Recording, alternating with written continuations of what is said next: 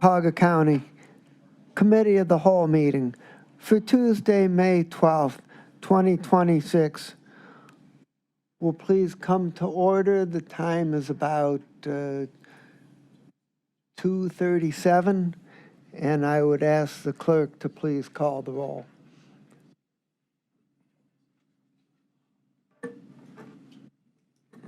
Good afternoon, everyone. As a reminder to all in attendance, this meeting is being recorded and live streamed on the county's YouTube page. Also, as a reminder to all meeting attendees seeking parking validation for today's meeting, please be sure to scan the QR code located on the back table near the chamber's entrance to claim your discount. If you do not already have a Metropolis account, you will need your license plate number to set up the account in advance of receiving your discount. Please be sure to complete this prior to the end of today's meeting, as the QR code will be removed at the conclusion of the meeting. Calling the roll, Mr. Schlepper. Here. Ms. Conwell. Ms. Conwell is absent at the moment. Ms. Turner is absent at the moment. Mr. Jones is absent at the moment. Mr. Hauser is absent at the moment. Ms. Simon is absent at the moment. Mr. Kelly. Here. Mr. Sweeney. Present. Mr. Castleberry. Here. Mr. Gallagher. Here. Council President Miller. Here. You have a quorum. Thank you very much. And the next item on the agenda is public comment. Has anybody signed in? Lou. And let the record reflect that council members Conwell and Hauser are in attendance.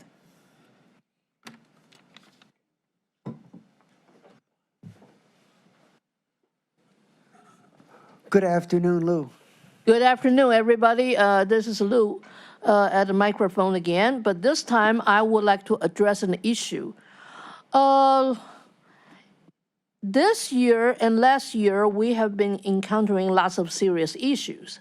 However, public comments the rules has been changed to only 2 minutes and the maximum 30 people. Lots of the people coming to this meeting, they come here first time. They are first timers. They are not familiar with the whole process, but they do have serious issues, and they may be nervous. They cannot explain everything very well in 2 minutes. So I really want all the council members to understand, if we want participation from the community, for example, also we want to promote the voting, we want a higher voting rates to make sure your votes to sit on here is legitimate, representing lots of people instead of just a few people in your district. Please, at least put the public comments back in 3 minutes. So most of the first timers, second timers, at least they will have an opportunity to explain the things they want to tell you. Because today, lots of the issues are not very simple, not very linear. And lots of issues, even I address here, you can see multiple lines intertwined together, multiple factors. And this is the reason why I wish we do not want to give the people the impression that we are sabotage First Amendment rights. If you do really appreciate our security people, their hours, you don't have a funding to pay overtime, at least put 30 minutes maximum back to 3 minutes. Thank you. That concludes the public comment portion for today's meeting. Thank you very much. And if there is no objection, we have people waiting on Zoom to do the presentations. We would like to do the presentations first, and then we'll come back to the legislative matter that's on the agenda. So seeing no objection, we'll proceed. And we're in Section 5, presentations and discussion. The first item is Director Lenora Lockett and Dave Keene to update us on the disparity study. Good afternoon. Lenora Lockett, Department of Equity and Inclusion. We have a presentation, so I'm just pausing to get up. Okay, thank you. First, I would like to thank you for the opportunity to provide a brief overview of the history of Cuyahoga County with disparity studies under the current form of county government. The purpose of my presentation, my comments, are just to provide some background information in anticipation of the presentation by Keene Independent Research, LLC, on the current disparity study, which I'm calling the 2025 disparity study. As part of today's presentations, I'll provide a few key points highlighting the listed disparity studies that have been conducted under the current form of Cuyahoga County government. Diversity, equity, and inclusion initiatives related to county contracting and purchasing are required to meet certain criteria. First, they can be categorized into two categories. First, there's race and gender neutral initiatives. Second category is race and gender conscious initiatives. An example of a race and gender neutral initiative is the county's contracting and purchasing forecast. Cuyahoga County currently posts twice a year an updated 24-month purchasing and contracting forecast that highlights the anticipated purchases that county departments plan to make over the upcoming 24-month period. That forecast is available on the Cuyahoga County Department of Equity and Inclusion's website, and is available for anyone that has access to that website, downloading that spreadsheet and using it for their use as specifically businesses to determine if what the county plans to purchase in that 24-month period and when we plan to purchase those items, how they can determine if it aligns with the goods and services that their company offers, and have the opportunity to get ready in advance for when those opportunities are available. An example of a race and gender conscious initiatives are the Minority Business Enterprise Participation Goals, known as MBE goals, and the Women Business Enterprise Participation Goals, known as WBE goals, that are established on pertinent formal procurements as applicable. Race and gender conscious initiatives must be supported by a legally defensible disparity study and narrowly tailored to the findings and recommendations in that disparity study. Furthermore, race and gender conscious initiatives cannot be based upon stale data, which is typically deemed to be data that is 10 years old or older. In compliance with this requirement, Cuyahoga County Code requires that Cuyahoga County conduct a disparity study every 5 years. Shown on the screen are the 3 disparity studies that Cuyahoga County has conducted under the current form of government. The 2014 disparity study and the 2020 disparity study have been fully completed. The 2025 disparity study, which is the topic for today's presentation, is in the final stages of being completed. So, for the record, Councilwoman Simon is now in attendance.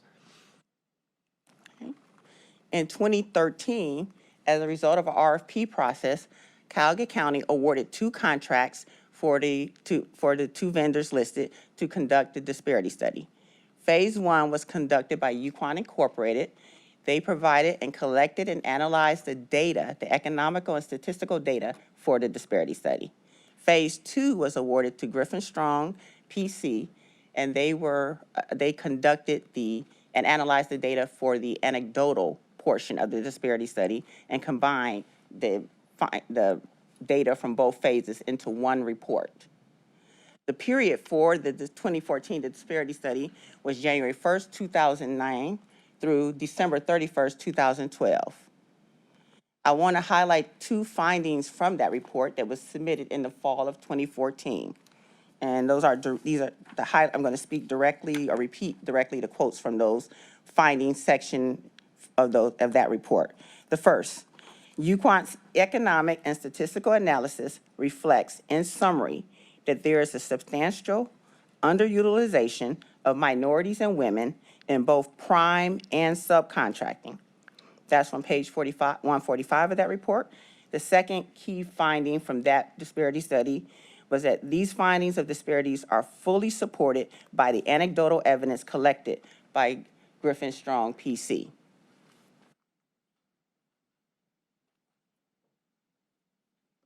The study contained 17 recommendations. Those recommendations were a mix of both race and gender neutral initiatives, and race and gender conscious initiatives. It was important to make sure that we tailored any updates and changes to our supplier diversity program to the findings and recommendations in those reports. As such, we were intentional and deliberate about reviewing the recommendations, researching best practices, and developing modifications and updates to our program and an implementation strategy. Those changes resulted in, that process resulted in changes to our program, the Supplier Diversity Program, and it also resulted in the legislation that's detailed on the screen being approved in 2016. I would also like to highlight that although a significant portion of the time between when the report was submitted in the fall of 2014 and when the final proposed policy updates were presented and subsequently approved in the legislation indicated, a significant portion was that deliberate process of making sure that we review best practices and determine how to update our policies and procedures. That was a significant portion of that time. But also I'd like to highlight that in November of 2014, there was an election for county executive. So we had the transition from the existing elected county executive Fitzgerald to the transition to newly elected county executive Armin Budish and the development of his cabinet. So again, I just want to highlight that it was a deliberate process, but it was also impacted in length due to the transition for the county executive team. In 2018, as a result of an RFP, Cuyahoga County awarded a contract to Griffin and Strong PC to conduct what we're calling the 2020 disparity study. The period that was covered by the 2020 disparity study is listed, January 1st, 2014 through December 31st, 2018. The final draft of that report was submitted in the fall of 2020. Again, that report included findings and recommendations, and I would like to highlight a direct quote from that findings section that they found as part of their analysis. And that was generally every MBE, WBE group was underutilized in each category in total throughout the study period as prime contractors and in general total utilization. That study contained 8 recommendations. Again, the 8 recommendations were a mix of race and gender neutral initiatives and race and gender conscious initiatives. Similar to the process that we followed for the 2014 disparity study, the county again reviewed the recommendations and findings, did research of best practices, current best practices at the time to determine how we can update, modify, and develop an implementation process for our updated policy, supplier diversity policy, and make sure that it was narrowly tailored to the findings and recommendations in the disparity study. As a result of our review, our research on best practices and development of our implementation plan, there were proposed changes to our supplier diversity program, and also it resulted in executive orders being issued in the early part of 2021 by County Executive Budish, and subsequently that modified policy being presented for review and approval by County Council and the subsequent legislation that was approved later on in 2021.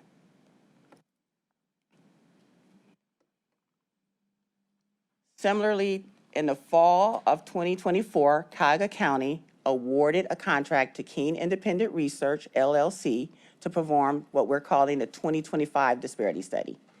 The study period covers January 1st, 2020 through December 31st, 2024.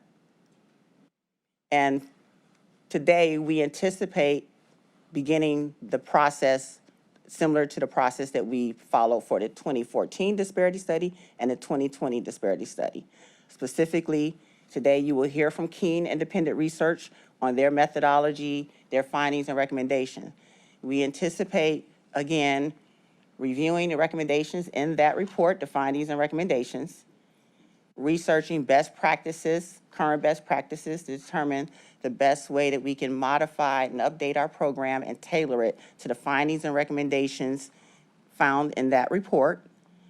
And Similar to the process that was used for the prior disparity studies, we anticipate that it will result in changes to our supplier diversity program and that there will be legislation changes in aligning with the recommended changes that will be presented for review and approval. So, Go ahead. for the record, council members Jones and Turner are now in attendance, and Councilwoman Conwell has a question. Thank you. Through the chair to Director Lockett. So I think your last statement just covered if both of the disparity studies that we've previously had has shown that the WBE is not being adhered to. Does that go to your last statement where you said there'll probably be new policy once Keene looks at and gives recommendations of how we can better improve that purchasing and that program with WBE? Yes, so the similar policy, the prior two disparity studies, in both of those cases, they showed consistent throughout minority and women business enterprise based on their availability and utilization and anecdotal data that there was underutilization, not only as prime contractors, but even in utilization if it's subcontracting.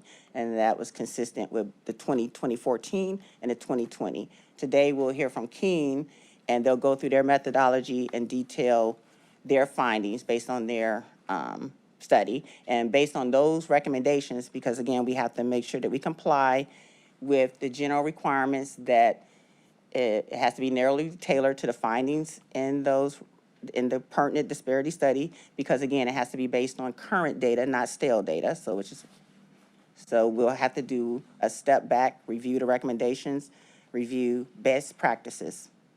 Now, the laws through the chair, through the current laws on the federal level, is this going to impede us in any way? Well, thank you, my lifeline. Jim DeFeo from the Law Department. Your question is the current laws on the federal level? Yes, will it impede our WBE or MBE program in any way with what we're going to try to change? Well, I think you'll see, we're about to see what the results of the study are. And so I was going to talk about this afterwards. Okay, But and since you had can wait. Well, Okay. since you have the question, I will say that the results show that in the past, the disparities were wide-ranging across all gender minority groups for all forms of contracts. And our program was set up in that manner. So the policies and procedures that came to this body and were approved and made part of the code are all set up, established for the data from the old study. Okay. We have a new study that is more nuanced. So you don't see the same wide-ranging disparities across all of the groups. So now we have to look at how we're going to adapt the program to the new study and have a program that's going to be defensible under current law. As a result, we have had to, and the Chief of Staff has implemented a pause to the MBE, WBE program while we go through the process that the director described.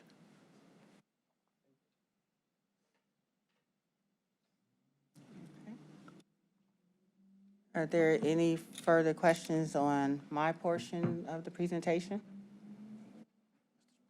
Mr. Chair. To follow up to that point, you have you have paused the MBE, WBE, not as a result of anything found here in the study. It's based upon the current form of the program, the Policies and Procedures Manual that was approved by the council, is based upon the data from the 2020 study. We now have new information in front of us, and we have to adapt the program to the new data and the new recommendations. I think you're about to get a lifeline there.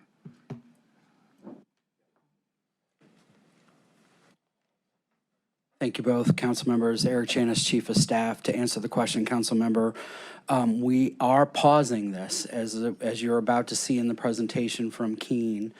The data shows us that we will no longer be, our current programs as they existed for MBE, WB would no longer be compliant with existing federal law. And so what we need to do is pause it, and I'm kind of putting the cart before the presentation here, but pause it to figure out how we're going to proceed and how we're going to go forward after that. Councilmember, you and I have had conversations about this before, and we have been looking at, and I have had the same presentation you're about to see and have had multiple questions in the hopes that we could figure out a way forward without having to pause our program. But that's just not simply advisable based on what we see and what law advises us to do. Eric, I just want clarity and, Sure. and not to conflate matters. Yep. If we're pausing, because I think what I heard you say because of our federal mandates or whatever happening at the federal level, that's one thing. It's another thing if we're pausing because we found something in the data. But I think what I'm hearing you say is the pause is as a result of federal factors at the federal level. Actually, to clarify, Councilmember, it's actually both. The data in the study shows that the disparities that have existed in previous disparity studies no longer exist at that level, and so therefore, law has advised us we are out of compliance with current law. So you will see the presentation, and happy to answer any questions throughout the course of this, but I have ordered a pause on this program while we first present to you the results of this disparity study, and then secondly, most importantly, how we're going to try to figure out how to move forward. Let me just say this for clarity. When you pause it, I still think the pause is as a result of federal factors as opposed to adhering to the recommendations that flow from the study. And if you're putting the cart before the horse, tell me, is the recommendation from the study to pause the MBE-WBE? Are we about to hear a presentation that says pause? We are because of the data we found, we are recommending the pause. Councilmember, I think what you'll hear from Keene themselves, and I believe they're online, is you'll hear their analysis of the data, and then they do make a series of recommendations. I'll allow them to tell them those recommendations for themselves. It then is up to us as an administration and a council to make a judgment on how we proceed, given the data, given the analysis, and given the recommendations. And what I am saying is that once you see those, you'll understand that because we are worried about being out of compliance with federal law, we are pausing. It is not a statement about how important these programs are, nor is it about our intent to try to continue programs to help our residents, but we've got to figure out how to do it lawfully. Thank you. Sure. Councilman Sweeney. Thank you, Mr. President. Madam Director, how are you? Good, how are you? Don't really have a question. I just want to thank you. Okay, thank you. How many years ago did we come up here and say, hey, I want to be the director of this, or split it off, and I'm going to take it very seriously? Yes. How long have you been doing it? Well, under you- the Department of Equity and Inclusion since 21. Yeah, that's but when I the first got supplier to- diversity was under the former Office of Procurement and Diversity, so there's been disparities going back to the, Yeah, and I applaud this council before I got here to take this diversity study very seriously, implement it. But through the chair, you in particular, in 2021, you were tasked and you accepted to be the director of this and focus on it. So I'm just applauding you, and it's getting, it's a challenge to begin with, but with the current set of circumstances at the federal level, it's even more complicated. And I just want to say thank you for your efforts. I know we're in good hands, and we're here to help and support you any way we can. and I thank you, and I would just like to say that while it is a difficult environment, it's an honor that we have a government that knows that this is important. That's how classy you are, Mr. President. Thank you. Okay, I believe it is time to hear from Keene. Yes, and again, the Keene team, as I stated, was selected as a result of a RFP, And their owners and the project leads are here, David Keene and Joseph Broad, to provide an overview of their methodology for conducting the disparity study, their findings, and their recommendations. So that completes my portion of the presentation, but the actual meat of the presentation is now to follow. So we are keenly interested in the study results, but also reminding that we have a long agenda today, so please try to describe it as succinctly as possible without leaving anything out that's material. Well, that's great. I'm Dave Keene, principal of Keene Independent Research. Joe?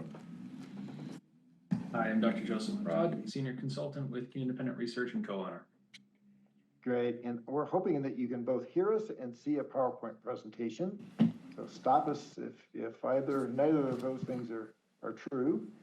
And we will try to, there's close to 1,000 pages in this report. It's extensive research, goes through both the legal framework in some detail, including some case law in the Sixth Circuit, which applies to the county, that makes it even more difficult to navigate these race and gender conscious programs in other parts of the country. So that legal framework is in our report. All of the comments from the thousands of people that we talked with, their recommendations, what they were observing in the marketplace, and then our statistical results. So we're going to go through this very quickly today, try to cut to the chase. And go to the next slide, please. We'll talk very briefly about what the study is, what the components are, and then Joe will get into what we are finding really with the success of your program that you've been building over the last decade, because we're seeing improvements in the utilization of minority and women-owned businesses, and especially when your programs have applied. And then we take a specific look where we can, where the program did not apply. Maybe the contracts were too small or in certain industries. And that will be especially important. So we'll have kind of success where the program applies, and then still some disparities where the program at the county has not applied to your contracts, as well as the results from the marketplace as a whole. We have very specific recommendations for you to consider. We'll hit the highlights of those at the end of our presentation. Again, we'll do this really fast. Next slide. So we have been doing this for a long time. We're a national team. I have defended programs in court, and we have a disparity study methodology that expands on the rigor of your past studies, especially when we're looking at the availability of firms to do work for the county. We actually had a very large survey that was important to determine those availability benchmarks. Basically, given a level playing field, what would you expect for the dollars to go to minority and women-owned firms? On our team is a local consultant, Rita Singh, who did some of the qualitative research. We did a survey through Customer Research International. Holland & Knight is a national or international law firm. Keith Weiner was involved in this and has met with your county leadership to go over the case law, including the Vitolo decision that is one of the critical decisions in the Sixth Circuit that has not favorably reviewed minority and women business programs or any race and gender conscious programs. Let me go to the next slide, please. So you operate as you just heard, you operate race and gender conscious programs as well as race and gender neutral programs. In each part of those, the neutral and the race and gender conscious, you've been building over many years, and you're starting to see the success of this. So, but you, as you heard, you need current information on your locally funded projects to be able to determine what is the best next steps to take with your program. you're going to be hearing about utilization. What we mean by that is that's the share of county dollars going to different groups of firms. When we say minority and women-owned firms, those are firms that are both certified and non-certified. Availability sets a benchmark of what share would you expect to go given a level playing field. And as I mentioned, we have these disparity results, other quantitative research, and then we did a lot of talking with people through many different means. Next slide. I'm not an attorney, you have attorneys in the room, but very generally, the Croson decision in 1989, the US Supreme Court decision, set the legal standard for constitutional minority business programs. It reviewed the city of Richmond's program. Richmond, Virginia, found it to be failing in two aspects. One is that it had not established what's called a compelling governmental interest for that program, and it found it not to be narrowly tailored, and gave some guidelines of what needed to be in front of an elected body such as this for a public entity to be able to determine whether you're meeting the compelling governmental interest prong of the strict scrutiny standard and the narrow tailoring prong. Compelling governmental interest, in short, means do you have evidence of discrimination based on the race or gender, and is by racial group. So it's not minority women-owned firms as a whole, it's group by group. So African-American-owned firms, Asian-American-owned firms, and specific to the industry, so construction versus A&E or other professional services, goods and other services. And when we look at whether there's evidence of disparities, we're not only looking at minority-owned firms overall, we're looking at by racial group and by industry. And to give you a preview of our results, when your programs were not being applied because maybe the contract was too small or it was an industry that you weren't typically applying those types of programs, we specifically looked at those, and we were looking at individual groups. In some cases, we found evidence of disparities. In some cases, we did not, based on which racial group and which industry we're looking at. Joe's going to go through that for you, but when we were kind of previewing the results and the initial comments, that is something that's different in our disparity study than what you were seeing in the past. The other major change is you're simply doing better for overall participation of minority and women-owned firms in your contracts, and that's through all the hard work that you've done and what you've put into place. The narrow tailoring part of being legally compliant is complex. There's many different factors that go into narrow tailoring. For example, your program applying to groups that need it, using small business programs as much as you can to address these types of issues, having flexibility in your programs. And we have recommendations of how to make your current programs better meet its narrow tailoring requirement. And I'll get into that in the recommendations. So Joe is going to quickly go through an overview of the results.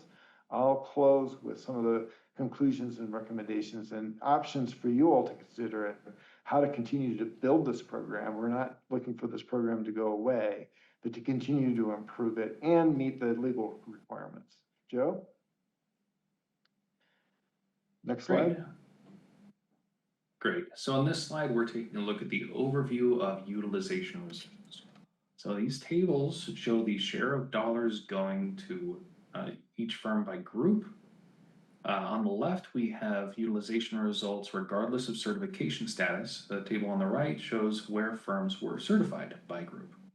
So we're seeing that about 21% of county dollars went to minority-owned firms and white woman-owned firms over the full 2020 to 2024 period. Most of those dollars went to firms who were certified as MBEs or WBEs. About 16.5% went to majority-owned firms. That's firms who are not minority-owned or white woman-owned that were certified as SBEs. I also wanted to point out another row here as it will come up later in the presentation as well, and that is MENA American-owned businesses, So one part of these studies is looking at which groups do we include in our analyses of utilization and availability. And in our look at Cuyahoga County and the surrounding area, we found that Middle Eastern and North African American owned businesses made up a good portion of the business community. And so that group was included in our analyses. And Cuyahoga County is one of the first entities in the US to include that group in its disparity study results. So what we want to do to examine the conditions for businesses and how Cuyahoga County is doing with and without its program is to look at the utilization, the share of dollars going to minority and woman-owned businesses, and compare that against the availability of minority and woman-owned businesses to do work for Cuyahoga County. So if we take a look at the next slide, we performed a large survey. We reached out to thousands of businesses in the local relevant geographic market area that's mapped to the right here. We reached out to thousands of businesses, gave them several calls and multiple attempts to get them to take the survey in spring last year. We also sent out an online public link so businesses could take the survey online. And what we'd want to do is get their interest and availability in working with the county, and also collect a lot of information about the types of work that they perform, the sizes of contracts that they can perform, whether they're interested in working as a prime contractor or a subcontractor, and also get their ownership information, their identity, their racial identity, ethnic identity, and gender identity, and also get their experiences, their perceptions of working in the marketplace. And all this information went into what we call our weighted availability. So if we take a look at the next slide, we can take a look at just the head count. This is what we call our head count availability from the survey. That is about a third of businesses were minority or woman owned. So these were the businesses that were ready, willing, and able to work with the county. So they were interested in working with the county. They had a location in the relevant geographic market area. They were for profit, and they perform relevant work to county purchases. But we don't stop here. Not all businesses are going to be equally available for all types of work. So if we take a look at the next slide, you can see that the pie chart shifted a little bit, and that shift was because we controlled for all of the elements on the left side of this slide. So after controlling for the contract size, the type of work involved, and the types of work that available firms can perform, whether they were interested in working as a prime contractor or subcontractor, and the year that it was awarded versus the year that the firm was established. After controlling for all of those factors, and then weighting the availability contract by contract by the contract size, then we end up with our weighted availability benchmark that's visualized to the right. So controlling for all those factors, we went from about 17% of available firms were, say, Black American owned, but after controlling for all those factors, then we'd expect about 16% of all county dollars to go to Black American owned firms based on the availability of this group and based on the types of purchases and size of contracts that the county was awarding between 2020 and 2024. So if we take a look at the next slide, after conducting that weighted availability analysis, we have benchmarks that are directly comparable to our utilization analysis from that first slide when we were looking at results. So now we can compare these directly. So now we can see that Black American owned businesses, about 7% of county dollars went to Black American owned businesses versus the 16% that we would expect given a level playing field in the marketplace. Now, if we take a look at the next slide, we can take the next step and calculate a disparity index. So the disparity index is simply the utilization divided by availability and then multiplied by 100. Sticking with Black American owned businesses, utilization was 7%, availability was about 16%. That gives us a disparity index of 44. In other words, about 44 cents on every dollar expected to go to Black American-owned businesses went to Black American-owned businesses. The courts have used disparity indices below 80 to indicate substantial disparity and grounds for remedial action, such as race and gender conscious elements to improve contract equity. You can see that there are differences for each group here. So for some groups, there were substantial disparities for all study industries. We're going to get into that in the next slide. And for some groups, there were no substantial disparities, depending on the industry and whether county programs applied. So next slide. Here we are looking at the utilization for MBEs and WBEs for each industry.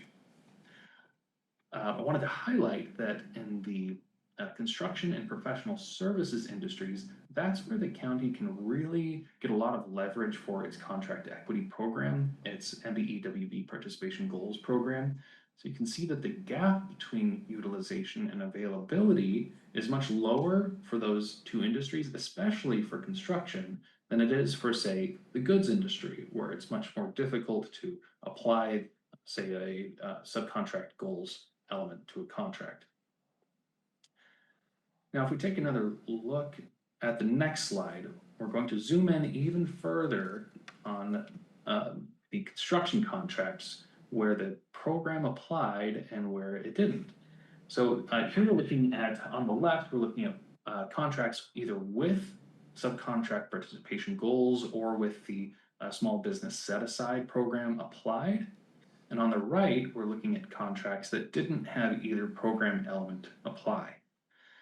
We're seeing that when the programs applied, MBE WBE utilization exceeded MBE WBE availability, and without the program, it was substantially lower than availability.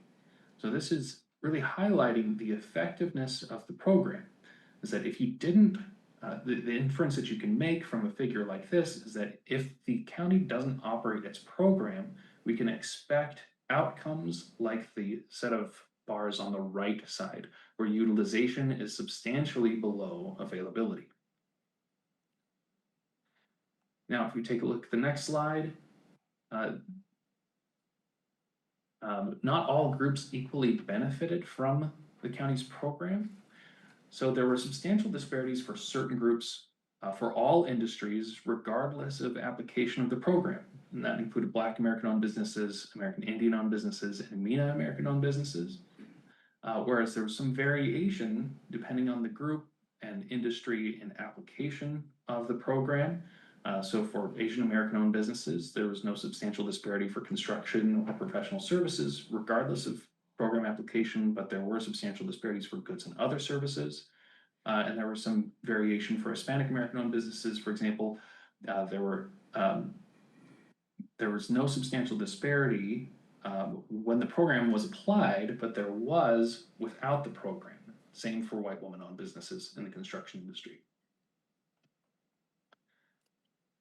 Now, if we take a look at the next slide, a lot of this was corroborated by our analysis of marketplace conditions, both with public census data, Housing Mortgage Disclosure Act data, other public data sources, as well as responses to our questions about experiences in the marketplace from our availability survey.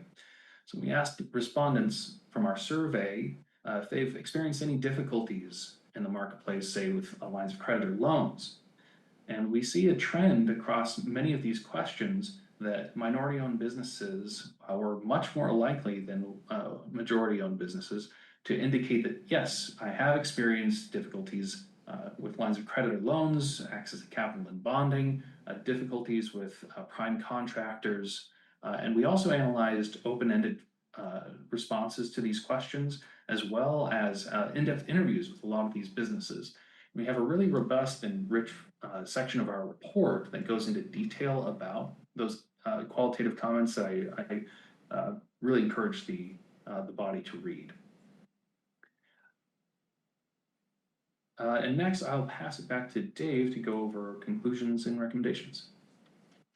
So in the theme of putting the cart before the horse, a lot of this got discussed even before Joe and I started talking. So let's this really benefits us because we can kind of target what we want to spend our few minutes remaining on here. But in overall, your programs have been successful. They have not been equally successful for all groups. And the continued disparities for African-American owned firms is one of those key results out of our study today that deserves some attention. When the program was not applied, say in those construction contracts that we were looking at, it was not only African-American owned firms that didn't do well, it was many of the other groups, but not all of the other groups. So you really need to, I think you're in the phase after you've now built the program to do some fine tuning of it. So who is eligible for participation gets another look. And there's a couple avenues for you to consider that we can talk about. But that's the overall theme here is the program has been successful, especially we can see that where you apply the program to your contracts and where you do not. There's a big difference. 38% minority and women business utilization in your when you've applied the program. That is, we've worked with a lot of clients around the country. That's a good number. That's a number to be proud of. That also exceeds the availability benchmark. And all of this represents growth. You are not at this point, you are now. So this is a lot of hard work that the county has been doing. We continue to find disparities and other evidence of discrimination in the marketplace that affects your contracts. So the need that was found in the previous two disparity studies, especially when looking at marketplace conditions, we're confirming that need.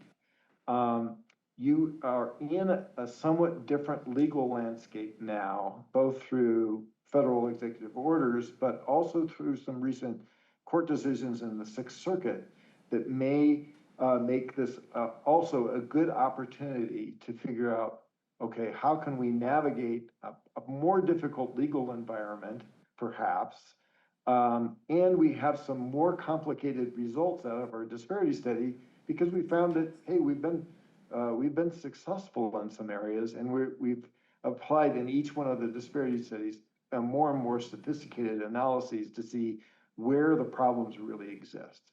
So we have a slide on recommendations on the next slide, if we can go to that. I'm gonna hone in on 3 areas. One is you've had success with your small business program. That's something to be proud of. We're suggesting that you be very explicit about what the small business program is intended to achieve, and it may help remedy the effects of discrimination, but in and of itself, that program alone may not be entirely successful in addressing the effects of discrimination. To really being explicit about what you want to achieve out of the small business measures and continue to expand them. But also it appears to us, you're still going to be in the business and there's going to be a need for addressing the effects of discrimination that may not affect all small businesses or businesses equally. And we definitely saw that in the results.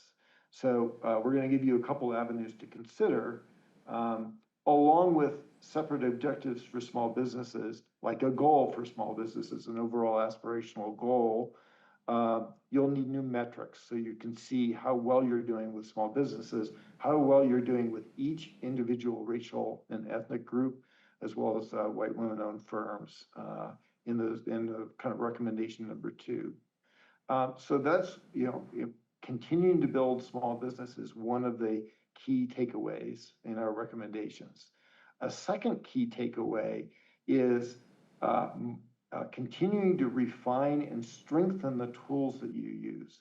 So we have a number of recommendations with your contract goals program to make it more of an upfront, at time of award, a stronger program with additional teeth for to make sure that there's opportunities for subcontractors, including minority women-owned subcontractors, to participate in large projects that the county has, construction projects, professional services contracts, where you have contract opportunities.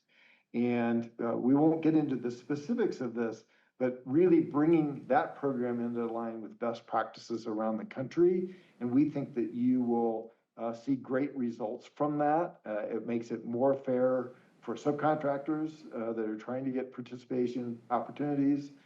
Makes it more fair for the bidders and proposers on projects to know exactly what they need to do to comply. And it may make your program more legally defensible than what it may be right now. So, and this is something that we've talked with your leadership team about, and they're very, very aware and very knowledgeable about what we're talking about, is how the federal DBE program and other leading programs have been implemented for years. The other major area that you might consider is additional types of registrations and certifications.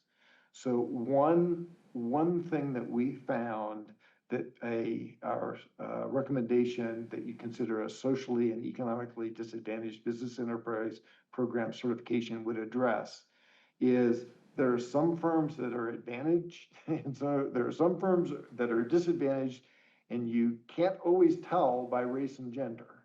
So Asian American owned firms in certain contracts, certain types of contracts, did quite well in county procurement, even without the benefit of the program. But that does not necessarily mean that there is not discrimination affecting some of the Asian American business owners in your local market area.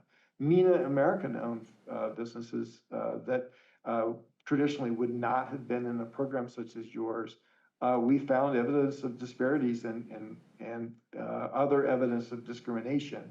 So that might be on an individual basis, you may want to consider including those firms in any kind of targeted effort.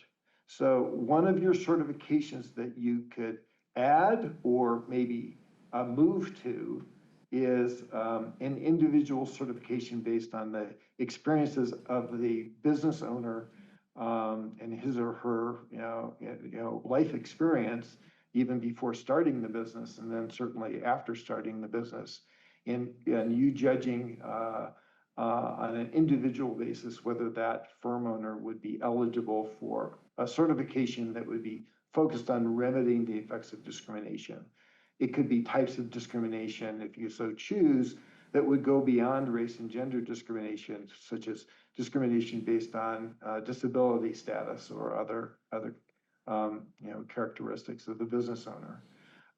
That may be a way to thread the needle with your current legal environment to still have targeted assistance to remedy the effects of discrimination, but not, this may be seen as a program that's not technically race and gender conscious, because it would be not making a global assumption that if you're a member of this minority group or you're a woman, that you've been affected by discrimination and you would be eligible for a program. This would need to be shown on an individual basis by that business owner. And you might be looking at types of discrimination beyond race and gender discrimination. So a lot of detailed recommendations in the study. I've focused on those three. The rest of it are in the report. And we wanted just to conclude that, we stepped into this.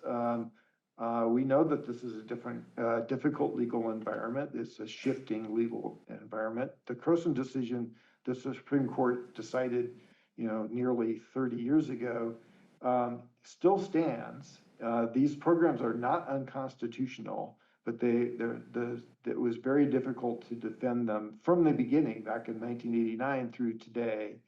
And they need to be targeted, fine-tuned, and very precise in their application. And so we've given the county a number of different avenues to consider to take the next steps to be able to do that. But it doesn't mean that everything you've done, needs to be thrown out. It's very much building on your past successes and continuing to be smart about how to refine it so that the benefit and the assistance really goes to those who need it. So we're open for questions. questions by any council members?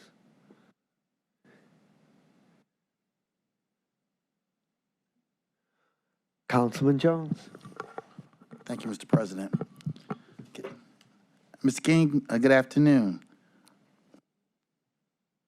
Can you hear me? Yes. Oh, all right.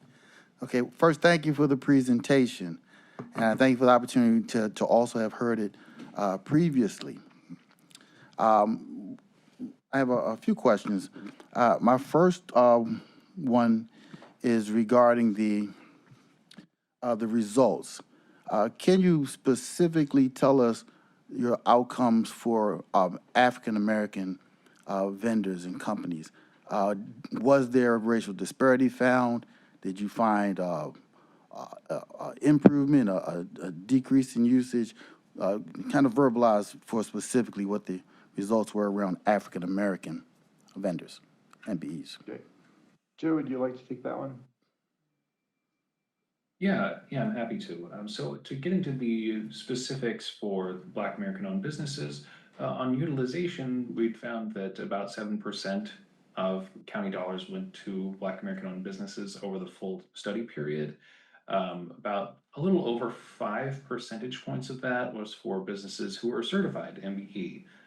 So that's sign number one that the program was effective, is that the large majority of dollars going to Black American-owned businesses were firms who were certified. The availability benchmark for Black American-owned businesses, after controlling for types of work that businesses can perform, sizes of contracts, et cetera, was about 16%. So our disparity index was the 7% divided by 16% times 100 gave us about 44. That's a substantial disparity. In terms of the comparison to past studies, we had indicated that the utilization, I want to say that utilization had increased, but I couldn't tell you by group whether it had increased or not. And if we did direct comparisons to past reports, we would have to, I would want to be cautious of comparing our results to a past report just because of differences in methodology. I know that, for example, we do a lot of in-depth research into each business that the county does business with, whereas other consultants will often only use certification directories. So any growth, any apparent growth, or some apparent growth may be due to just differences in methodology and how we identify businesses' ownership. We also, not all consultants in this realm do a survey, an availability survey. So a lot of the businesses that we collected ownership information for might have actually completed the survey and given us that information directly. So that's another source that may differ from past reports. One of the things I wanted to also add to the answer is when we look industry by industry, we found substantial disparities for Black American-owned firms and county contracts for each one of the industries that we considered. So that is an important result. When you look at application of the program, when we're kind of looking with and without the program, there was some evidence that firms that we are finding to be disadvantaged overall in the marketplace, but less disadvantaged than others, were able to participate and take advantage of the program elements in a way that differed from other groups, including African-American-owned firms. African-American-owned firms weren't the only group that did not show as much improvement with the program, when we're looking at with and without program contracts. But we did see not as much of the benefit of, say, a contract goals program going to African-American-owned firms as we were finding for other groups. And that's another important conclusion about how to fine-tune the program going forward that's in our report. We hope all of this is helpful. Again, we're trying to summarize stuff that's difficult to summarize in just a few minutes. So, Mr. King, thank you for that. I'm trying to use your wording to make sure I'm understanding this correctly. You said there was substantial racial disparity for each industry considered. Does that mean the construction industry, professional industries like architecture and accounting? Am I missing any? Did I mention the correct ones? Yes, and we looked at goods and other services as well. And in each one of those four major industries, we found in county contracts evidence of disparities, substantial disparities for Black American-owned firms. So with that disparity, what is your recommendation for addressing the disparity? Well, we need to look at the other results as well, because that was not the only group for which we were finding substantial disparities. And it was not the only group that the substantial disparities continued even with application of the program. Again, this is different from the results of the year past two disparity studies where we find, my understanding is from those studies, they were finding a broad set of disparities for each racial and ethnic group and for women across industries. And our study was not, our results did not show that consistent pattern for all groups. We found a consistent pattern of disparities for Black American-owned firms. And if we can go, actually, we have a slide on this. If you can go back to slide, Joe, remember what it's called? Was named, I can look quickly too. But if we could go back, it's clearly stated on Slide 14. slide 14, there we go.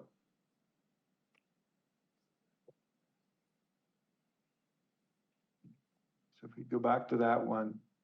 So what I just described for Black American-owned firms, we also found for American Indian-owned firms. Now the availability of American Indian-owned firms is very, very small, but so we're comparing small numbers.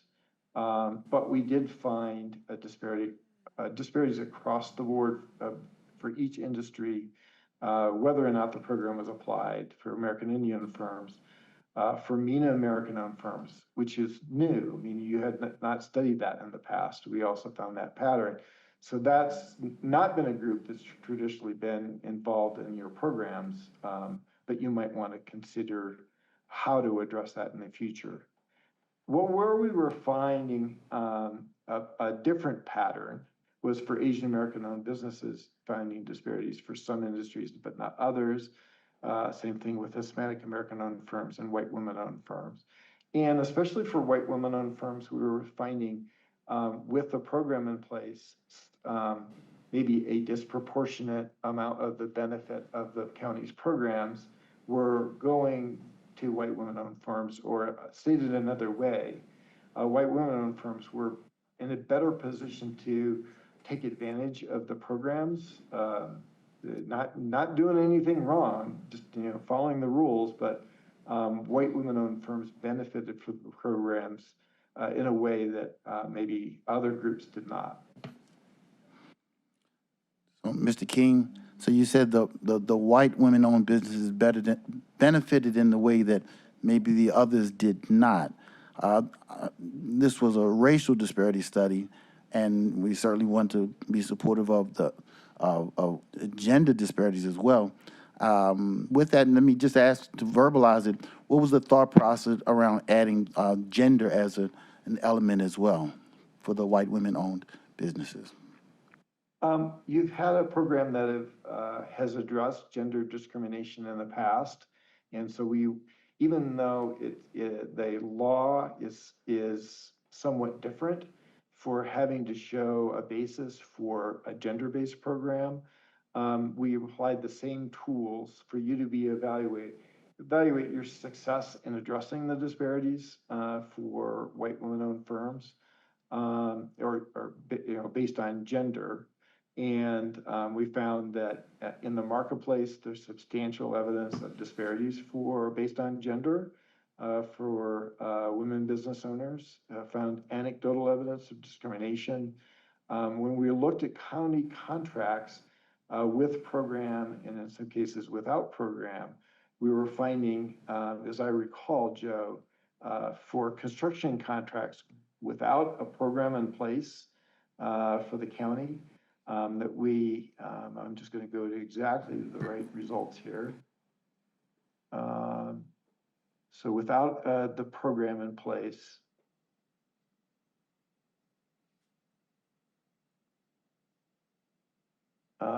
we found a substantial disparity for white women-owned firms. The utilization of white women-owned firms was 7% compared to an availability benchmark of 9%. Just in context, we didn't find a disparity for Asian American-owned firms in construction contracts where your program was not applied.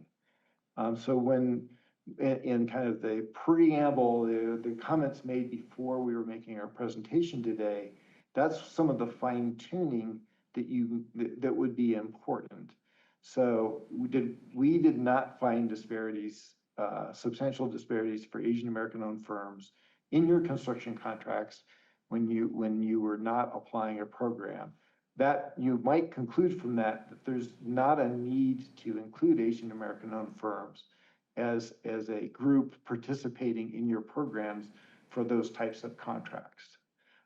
There may be a need for continued inclusion of white women-owned firms, but just as an example of what we were finding for other groups, we found 4% utilization of African American-owned firms in those construction contracts. Just that doesn't pass the sniff test of what is fair.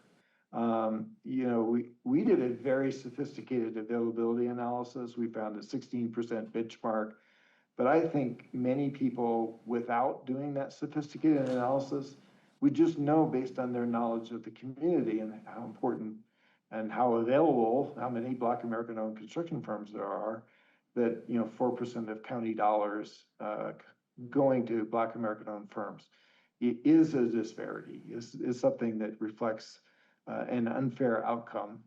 The disparity index was 23, so we can quantify how bad it is, but that's very unfortunate. And that disparity was far larger than what we found for white women-owned firms and for some other groups as well. So that's, again, you're trying to fine-tune these tools. You have a contract goals program as one of these tools to be able to meet the need to combat the effects of discrimination. These are important results as you continue to fine-tune your program. Mr. Keenan, it's a good thing that you have captured the gender disparities as well. This study was created to take place every 4 years, so we could just take a health check of the county on a regular, consistent basis. So gathering this data and looking to address it is a good thing. By the same thought, I would recommend, if opportunity in the future, that we segment out African American females as well. There's certainly disparity, and that information can be equally as important as the white women-owned companies as well. So that's just throwing that out there. Yeah, thank you for that comment. And just to make sure everybody, when it's clear, when we report results for Black American-owned firms, we're reporting them for Black women and Black men. And one of the reasons to combine it is when you have 4% utilization, you're dealing with small numbers, and we do not find any evidence that there would not be disparities for Black men versus Black women or vice versa because of the very extreme disparities for Black American-owned firms overall for those construction contracts when the program didn't apply. Remember, results are far better for Black American-owned firms when the county's programs applied to those construction contracts.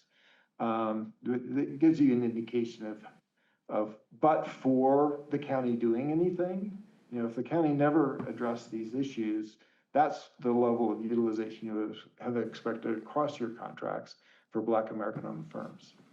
Okay. Mr. King, again, you mentioned there was substantial racial disparity for each industry considered in the African-American community.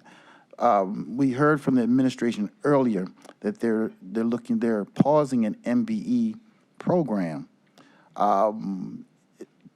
Tell us, is this a recommendation, a specific recommendation? What are your thoughts? If that is a recommendation, are there any additional recommendations that you have to address the disparity? Well, there's two different parts of this process, and I think when the director was explaining the history, part of the history that you heard was you got a disparity study, you had to digest it and figure out what to do next, and then there was a series of actions. I think we're in that phase. We were not asked to make a recommendation of whether to pause or whether to, take any specific immediate measure. And we have not made that recommendation, but we've not made it because we weren't asked to opine on that.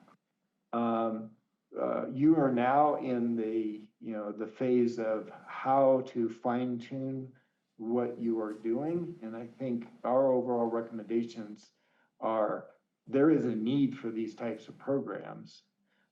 In the current environment, and even if it weren't the current environment, maybe we were trying to do this a few years ago, maybe before the Vitola decision in the Sixth Circuit, the Croson decision that the Supreme Court, ruled on in 1989 still applies, and it makes a number of criteria for legally defensible programs. Fine-tuning, in simple terms, is a big part of that. So you're now at the phase where you have shown strength in the program. It has expanded. You've added small business efforts, and it's time to refine that. Taking a moment to do that carefully makes some sense. But that was not something that's not on the first page of our report. We don't say pause the program anywhere in here because we weren't asked to give that type of advice. Okay, thank you. Okay, thank you very much for the presentation. We appreciate all the hard work you've done, and we value this program and the work we need to do to keep it current and maintain it. Thanks very much. Thank you all. Okay. Okay, next on our agenda is David Gilbert, Destination Cleveland and Sports Commission regarding the bed tax.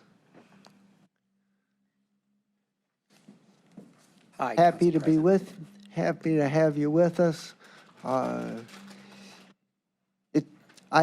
apologize in advance, but it's got to be done in 10 or 15 minutes. I hope that you can do that. Thank you, Council President and members. I promise I will.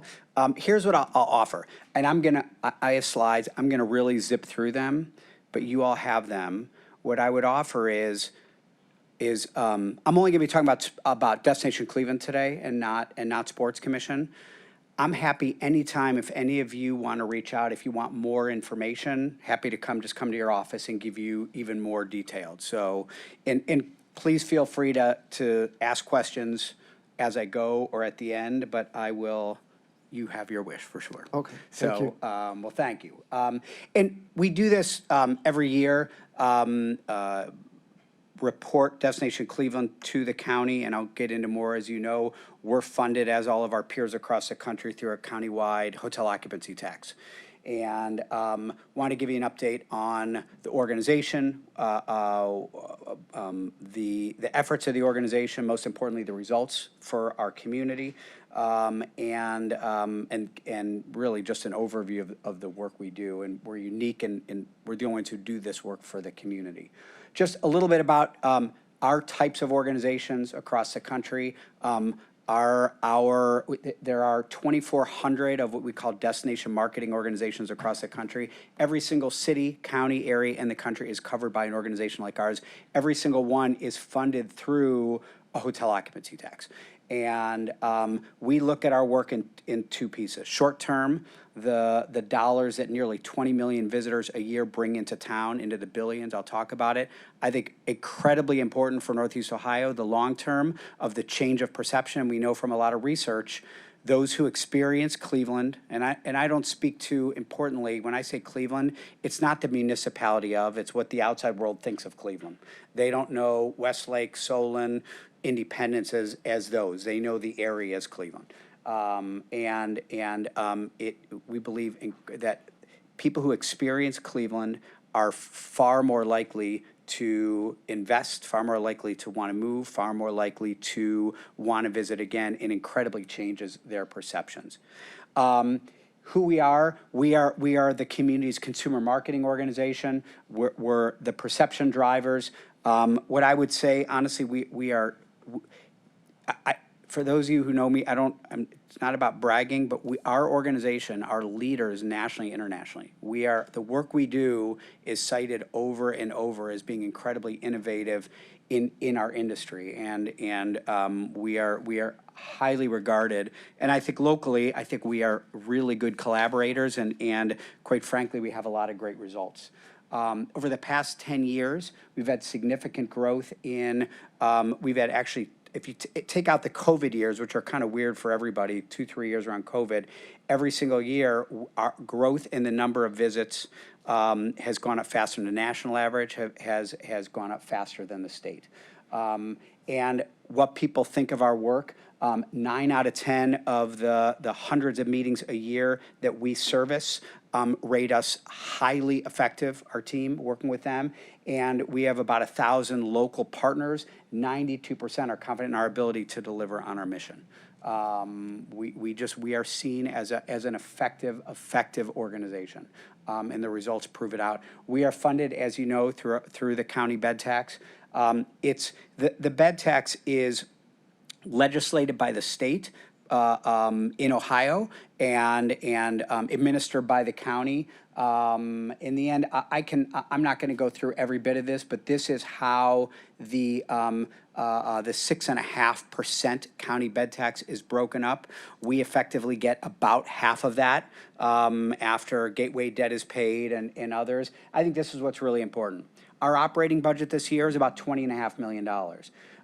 We spent time just asking this is really, for the most part, the peer set that we compete directly against in the region, and our analogous organizations. This is what their operating budget is. 20 million seems like a lot. When we're competing every day, we're about average, probably slightly below average. We're not here asking for more money, but I think to understand the landscape in which we operate.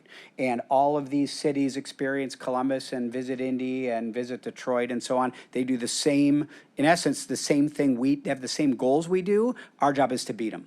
Our job is to get a bigger piece of the visitor economy than our peers. And that's what we're out there to do. I'm not going to go over it in detail, the percentages, but we monitor really closely, and we do really well in how we spend the dollars. How much is spent on staff, how much is spent on administration versus really, I don't want to say doing the work, because quite frankly, the staff does the work, but we're not a bloated organization. And we every year, we're very careful in different metrics within our audit. We're privately audited and state audit every year. Councilman? What's the asterisk for Columbus? Interesting. I'm glad you said that. Columbus is just about to pass where Experience Columbus, through a process, is about to have their budget go up by probably about 50%.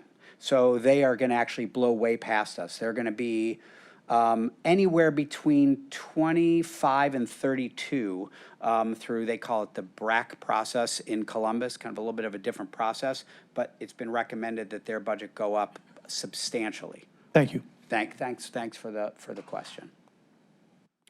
Again, this is the return on investment. These are a lot of what we look at is number of visits is our biggest metric, and then the dollars that translates into. And we get research. Right now, we have the 24 research. We'll have the 25 research back in the next 60 days or so. It's usually about a 6-7 month lag. In just local taxes for Cuyahoga County, $383 million is derived in county taxes from the about $6.9 billion spent by leisure, business, and convention travelers to Cleveland. And then we look at the corresponding, actually the county tax is, we believe that is what we've tried to do a calculation is you all invested $49 million to convert what was the Global Center into a meeting space for the convention center. It's handsomely paying off. We have now 32 different meetings, conventions that we have booked only because we have that new space. And those are either have or will generate. They're booked almost $9 million directly into the county general fund now. So we think, at least we want you to know, we think that's actually really, you're paying off in terms of the county general fund, not overall economic impact, but directly back to the county. This is, again, these are numbers of the economic impact. These are the main financial metrics that we track as a result of the work. And again, we're stewards of this industry. I don't want to say that because of our work, that we're up to almost 20 million visits a year. We are the only organization that is dedicated to doing this. We are the only ones who spend money marketing Cleveland outside of Cleveland. We're the only ones who do the work that we do, sell Cleveland for conventions, do marketing, all the things we'll talk about. But the industry is doing very well. And, we always talk in our office about progress, not activity. It's not good enough to talk about we hosted X number of meetings, we had, we engaged lots of people. It's about the results. It's about the dollars, and the results are very good. As I said, what the numbers that are up over the past 10 years, which includes incredible down years in COVID. If you look nationally and in Cleveland, we're still not bad. The visitor economy in the U.S., in Ohio, and in Cuyahoga County are still not back to where they were prior to COVID. But we're getting awfully close. But if we look relative to all of our peers, we do very, very well, and we continue to grow. Councilwoman? I'll wait till you're done. Okay. Thanks. I'll keep flying through. We just finished about a year process on a new strategic plan. It really is building on where we were, what was successful. It wasn't starting from scratch. And I'll go through just a little bit of that, but I think we're a very strategic organization. Our staff is divided into these 4 buckets: destination marketing, sales and services, destination management, which is really how we look, act, and feel as a visitor destination, and organizational management, sort of how we run effectively and efficiently run the business. You start getting into things like advent of AI and others, critically important. We have a great board. We're a 501c6. A county appoints a couple members to our board, as does the city, as does Mayors and Managers Association. But you'll see those 6. Those are really the buckets.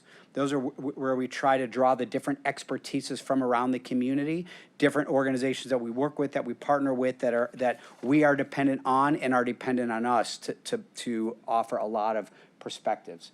I won't go through each of these, but you'll see in your slides we track where in each of the pieces of the organization our budgets go to. Visitor marketing is at the core of what we do. As I mentioned, we are the community's only consumer marketing organization, and our job is to when you see those Pure Michigan ads here, that's what we're doing in other cities. You don't see a lot of that type of our work. It's all also very targeted now, as most is what messaging people get on their phone and on their laptops. I will say this is great that every year we host, this past year, 32 travel writers. Every year, 25 to 40 travel writers that we try to incentivize to come to town. And this past year, we had 374 articles in national publications about Cleveland as a visitor destination that we tracked as a direct result of those travel writers. They don't just write, like we have to think of how we get them here. We fly them in, we show them around, and this is what it turns into. Sometimes a lot of times we see these rankings of Cleveland is ranked great in this, great in that. I'd say 90% of those happen because we got those people here to see it and experience the community. And it wouldn't happen otherwise. They just don't happen by accident. Under our brand, we do a number of marketing campaigns every year. You see, those are the markets that we most target, and it is very targeted through the use of analytics and social, how we get spend the dollars and get it into people's hands. But we're a drive destination. Meetings, conventions, which we'll host 300 a year, they go where they're told to go. You're part of the National Association of County Council Members. You have a meeting, you're going to go where you go. We do well in meetings, conventions, but largely we are a leisure drive destination. And so the markets reflect that in terms of where we spend our dollars. Lots of campaigns. What I will say is content creation is critical. Our team, and we have almost 20 people in marketing communications, our team produced over 2,700 individual pieces of content last year. That's videos, that's blogs, that's web pages, that's articles. Every day, so think about it, every day we're producing almost 10 different pieces of content, social media posts, and now where people are getting their travel information through large language models, OpenAI or others, that's where it's feeding from. And so it's critical that our team is producing incredible content in the voice that we want, in the brand that we want, and it's showing up on those large language models. I'm not going to go through all of these, but really, really strong results in terms of the use of the marketing that we do and how it's digested. Convention services and convention sales, we had a record year last year, 310,000 room nights. 24 was a record for us, and we beat it by 10% in terms of the most room nights ever booked in a year for future years for meetings, conventions. And our job is to fill up that convention center. Our job, our team is at 25 or 30 trade shows a year. We have a full-time sales team of 10 people. We have a full-time person in Washington, D.C., where the biggest concentration of associations. We have a full-time person in Chicago. Our team is divided by market, and then we have a services team that helps provide some light services, booking hotel rooms, giving recommendations to help make sure that those groups are successful. What's pretty cool is we're booking things out now through 2037. We are really in the convention game now, which, again, it's thanks to you all for building that convention center, building the Hilton, but our job is to fill it, and we're doing incredibly well. I would say we're not here to stump for an expanded convention center, but what I will say is we have probably the second smallest convention center in our peer set. It's actually a great convention center. We have the smallest number of convention and attached convention hotels, but they're all doing incredibly well, and they're being filled, and they are bringing incredible numbers of people to town. These are just some examples, but what's important to note, every one of those is a competition against lots of other cities. That an RFP is out by the National Music Educators Association. They're looking at 8, 10, 12 different cities, and our job is to get them to choose Cleveland. Destination management, we have a whole team on how we look, act, and feel as a visitor destination. It's divided into a number of different areas. One, we have almost 1,000 partner companies in the travel and tourism space that we work with. They're advocates. I mean, interesting when you think about the visitor experience, we don't own it. It's what connects the dots. Someone getting into town, getting out of town, what's their experience, whether it's at the airport or getting from the Rock Hall to the Metro Parks, wherever it might be. But we do a lot of research on it. We're sort of the eyes and ears of the consumer of those. And we work with all kinds of partners, county included, on how do we make those things better, whether it's safer crosswalks in areas or wayfinding signage or other things that we get from research and feedback of what the customer's looking for. We're really involved now in a key leader in the Cleveland Town Alliance, knowing that people choosing Cleveland to live and work, the perception of the community is the number one key. even more so than job, and because we could have a job and salary that match what they're looking for. If they're not interested in considering Cleveland, they're not coming here. And so we're very, very involved in that and other developments in town that are related to travel and tourism. Last slide, and I think I've got you, Council President. Just a few big things that we have, just announced some things, our recent annual meeting. We're doing some deep work coming up. You'll see a lot in the media on improved perception of Cleveland based on some new landmark research out of Europe that shows very specific how people perceive a place and how it translates into decisions to not only visit, but to invest and to move. And we're going very deep with, we're actually the first U.S. city hiring this group out of Spain. They do work all over the world. We're the first U.S. city, and it's going to be a very large collaborative effort around the community. A new insiders program with 400 hospitality frontline employees a year, getting them trained and certified on what there is to see and do in Cleveland and how to talk about Cleveland. They're the interface with our visitors, and a new brag campaign that is all about getting locals who believe in their city to put out content to their friends and family about what they love about Cleveland. Thank you. Thank you for the presentation. Any questions have to be really short and really important.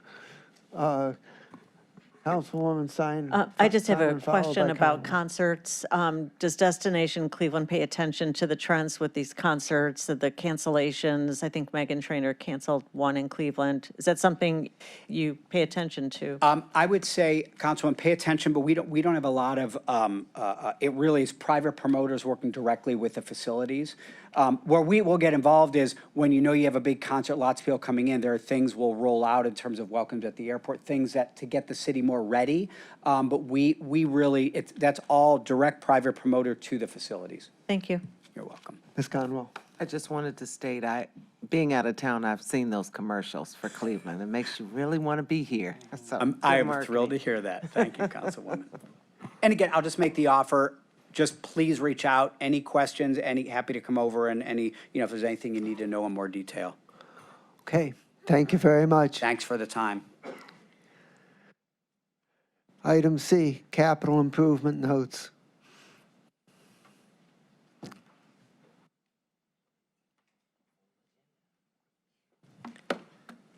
Good afternoon, Council. Katie Gallagher, Executive Office. In front of you tonight are the notes for approximately $25.69 million. Bob is going to go into much more detail, and he previewed this at the last meeting with you. But just a little recap. Last May, Council authorized the issuance of bond anticipation notes in the amount of $41.5 million. At that time, the intent was to pay for preliminary jail expenditures and then to roll up with the jail bonds. Given the prosecutor's letter that was issued on April 27th, it was collectively decided that we were going to take those expenditures that had already been incurred and keep them here and then roll up what had not been incurred as part of the bonds. So this leaves approximately $23.9 million of expenses. So when we were looking at this, we have three options, right? So we could default on the notes, which is really not an option. We could pay off these notes with general fund reserves, which would not put us in a good place with our credit rating agencies.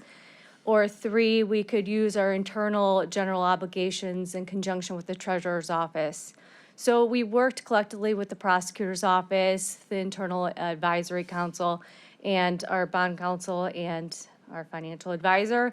And this is how we are proceeding today with this internal note. I know Trevor sent you a one-page document, and Bob is going to go through some of the details of the numbers of what this looks like. Thank you.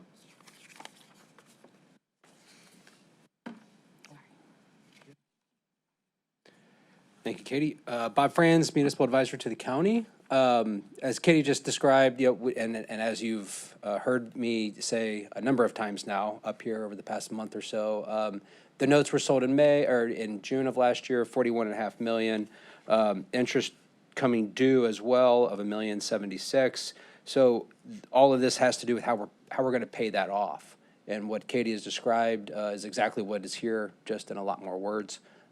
So going into the next page here, again, something that you've seen before, slightly different format, but again, stating the 2025 note terms and amounts due. So on June 4th, we have to pay investors $43,258,850.69. So how are we going to do that? So on the bottom part of this page here, on the first row, $17,570,000 will be coming from the bond issue to refund those notes coming due, that allowable portion there. And then the amounts shaded in red are kind of line up with the expenditures prior to the April 27th meeting. So the 23.9 million, there's a small rounding issue, not much there of 3,200. Again, just being a little bit conservative to make sure we don't get tripped up with some dollars and cents down the line. And then the interest due of $1,578,000. So all of that then totals the par amount of the note. Par amount of the note, $25,688,850.69. Trying to be as precise as we can to make sure that there's no issues there.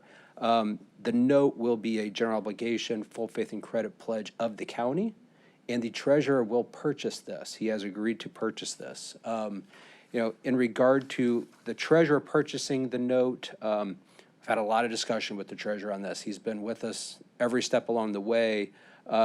He would be here speaking on his comfort level with this, but he's at a conference. But he has authorized me to say that he is 100% supportive of the strategy, the investment on this. He's fully aware. He might even say he's painfully fully aware of all the facts surrounding the situation. And to make sure that that he was covered, that the county's covered, he felt it prudent to go through the investment advisory committee that happened yesterday, which approved the investment. And again, these are general obligation, full faith and credit of the county. What we are requesting here is first reading passage tonight. And that is being requested because it allows us to keep on schedule with the bonds. It allows the project to keep on schedule. It allows the contracts to continue to be effective and under, a lot of legal there, but it's a lot of just really to make sure the project can continue without interruption. When we go to the market with the bonds, we provide investors with as much information as we can, and we have to do that for security reasons, for security law reasons. And allowing this to be done tonight allows us to actually tell the investors what's happening and not what we hope to happen. So the disclosure is really important. So we're trying to be as simple of a story as we can with this situation, as well as this puts us in the best possible position for the rating agencies. We are expecting to hear back from the rating agencies tomorrow with the rating outcome, and I think it's they can't tell us, how this may or may not impact their analysis, because that would provide advice to us, and they don't do that. They don't provide advice. But both rating agencies said, we'll give you a rating back on Wednesday, but let us know how the council meeting goes. So you can read between the lines there. It will impact their analysis and their credit opinion of the county. So it's not taken lightly what we're asking, but we're trying to be as prudent as we can to put the county in the best possible position for the financing. And then, as you've seen a couple of times before now, an updated schedule. This is about as tight of a schedule as I could possibly put together for the bonds and the notes. It in the discussion of, going all the way back to the 24th of March, I believe, what's best and better, I think this is slightly, below, okay, but this gets us there. We can market the issue. If we get this done, we can price and finalize the notes, finalize the disclosure, get the ratings, and put the marketing materials out to market the bonds for investors in the next, hopefully, 48 hours, 36 to 48 hours. There's a lot of work to do. So we can price the bonds next week.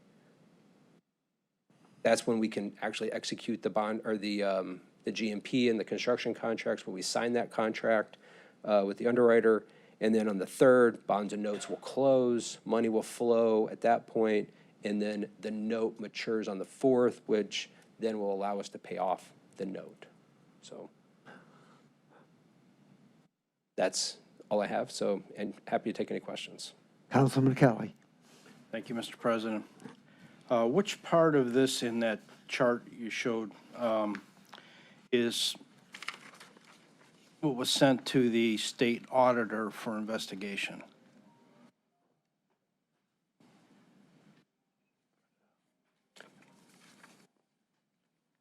I believe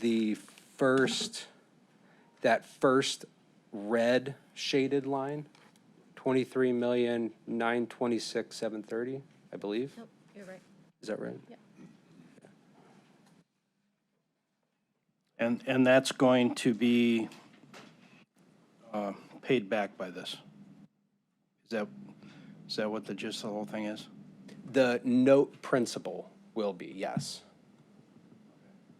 So when we sold the notes, we sold them to investors. They gave us the money. And then we're using the money. Then we use the money as we've laid out before. Now, what we have to do is pay that money back. So that's what we're trying to do here, is just pay the money back to the investors that loaned us the money with the note proceeds, with the note issuance. Okay, thank you. Councilman Sweeney. Thank you, Mr. Chairman. Welcome. Just, you mentioned the importance of the treasurer, right? Yes. If he doesn't do it, who would do it? And why is he so important? Through the chair.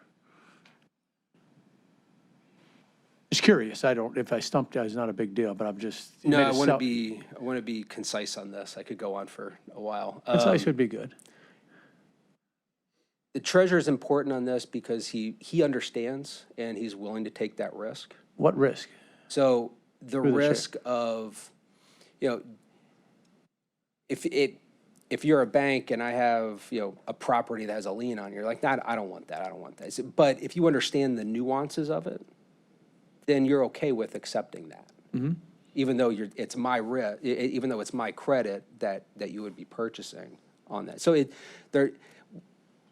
whether we can sell it outside of the county or not, I think there's a lot of questions there because of. So that's the real answer. That's It's either it him allowed. or outside. He's taking it. What risk is involved? Is he personally liable, or is it the county liable that he's saying, I'm comfortable as the number one person in this particular function that I'm making the recommendation that the county move forward and I'm the point person? Yeah, I think that's accurate. I think. Wow, a lot of words and came out accurate. Thank you. I'm good now. Okay. Councilman Gallagher. Real quick, and I know that the prosecutor's given us the okay to do this. So is this, what was the original 41.5 for? Oh, I don't have the list, but. It had to do with the jail? Yes. Okay. Gilbane, PMC. And is that's not in our final ask of 9, whatever that number was? Of the GMP? Is GMP. Mm-hmm. Nicole English with Public Works. The 41.5 was initial project costs that we started. So if you'll remember, Gilbane's contract had early work that could be done in addition to paying the owner's rep, survey work. And my question was, geotech, is that? And it is included in the GMP. It's included in Correct. GMP? Okay, Yes. that's helpful. And, Of the Gilbane part of it. It's in the project, there's some of the owner cost right, is in that too. right. Yeah. And I noticed you were talking about uninterrupted, we got to get moving. Nobody up here interrupted anything. Nobody. The interruption came from over there. So when you're hustling to do stuff at the last minute, don't look at us like we're the bad guys. This thing was tied up in a bow 3 years, 4 or 5 months ago, 7 months ago, actually. So we were ready to go. So be careful with your verbiage on uninterrupted. We didn't interrupt anything. I know you're really probably not aware of that. And for anybody in a bonding situation to say what they said to you, get ready for some bad news. They're going to watch what the county council does tonight? Is that what you said? Councilman, Okay. yes. You've been in this a long time, and I've asked you some tough questions. Anybody asked you that question in your career? We're going to watch what they do tonight and base that on what we're going to charge you. Whoever interrupted this has put the taxpayers' treasury at risk, not this council. Not this council. Okay, seeing nothing else, thank you very much. That'll be on the agenda this evening. Next item on the agenda is Bridgeworks.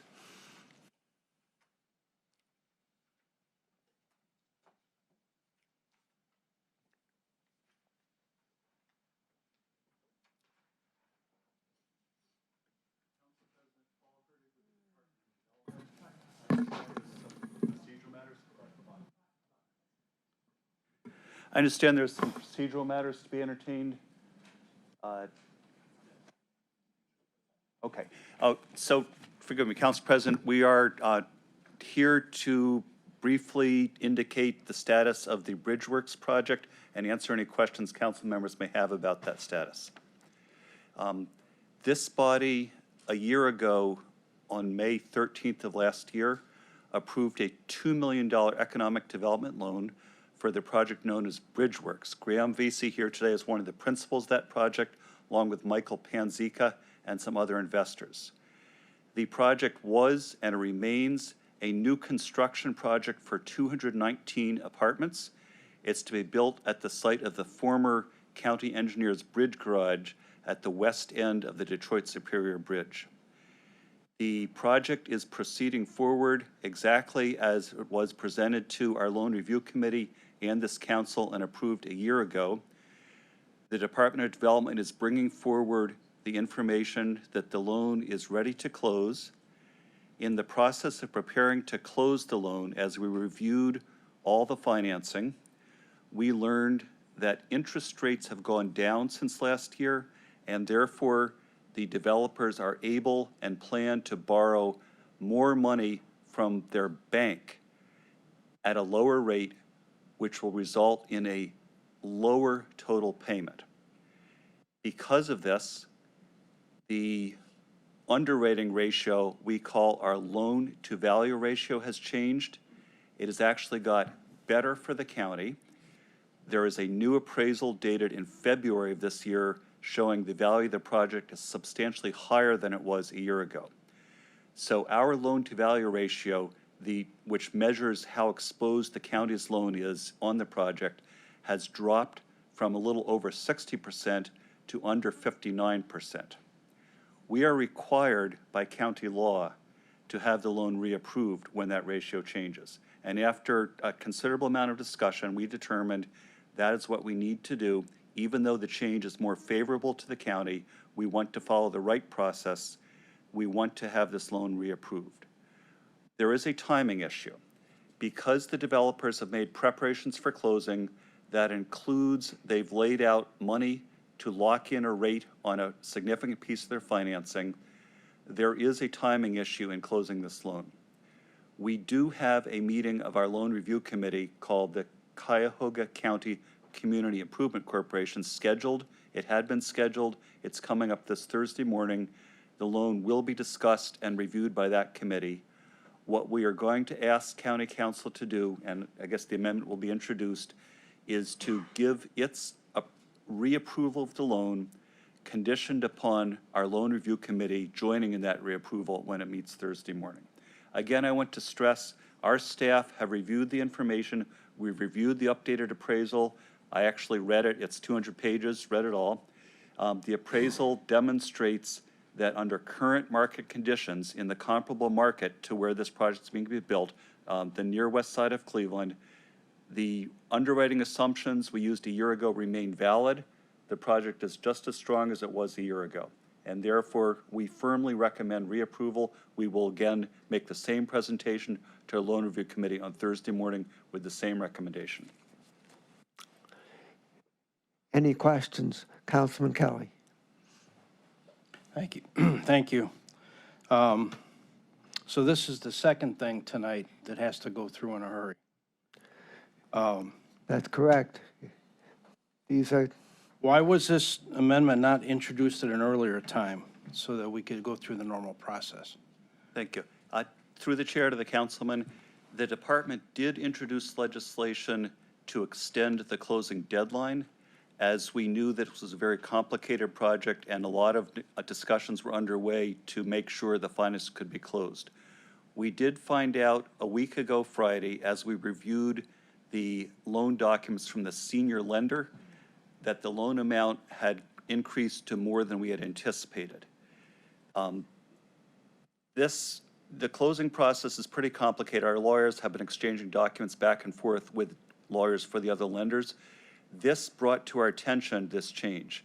I will also note that we initially responded to the developer when we learned of this, that we needed more information. They immediately provided that. We worked over that weekend to get these updated appraisal reports I mentioned and the full information on the financing. But the event that triggered our concern and consultations with various parties as to reapproval was our learning at that date of the fact that the amount of the senior loan was going to be increased. So you want this to go through tonight on suspension, on the hopes that Thursday it's approved, correct? Again, through the chair of the council, that is our request, and I would say more than hopes, that our expectation, based on having reviewed the information, run it through our underwriting models, calculated the ratios, we have the expectation this will be reapproved by our loan committee. Last question. What would the result be for the developer if the amendment is not approved on Thursday? Through the chair to the councilman, I would actually like to ask Mr. Vesey to speak to that, to some of the costs and additional issues that would be incurred. Graham Vesey, a principal of Bridgeworks LLC. In these deals, the loan rate is locked when you're headed towards a close. And so the county had a year ago underwritten this project with a underwriting interest rate of 9.1 on one of the lenders in terms of an interest rate. That interest rate's gone down and we locked it in at 7.15%.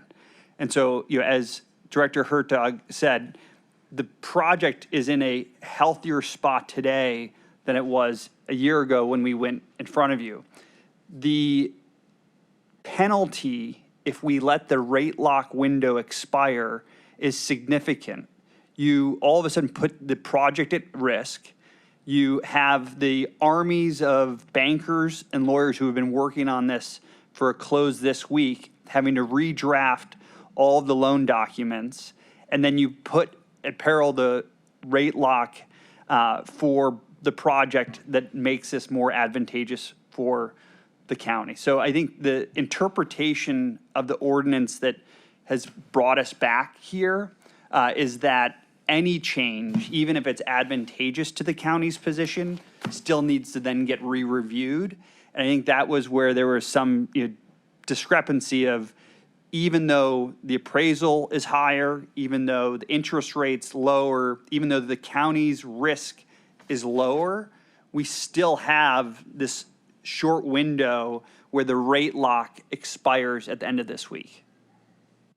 Okay, you might answer my question, and if you did, I didn't understand it.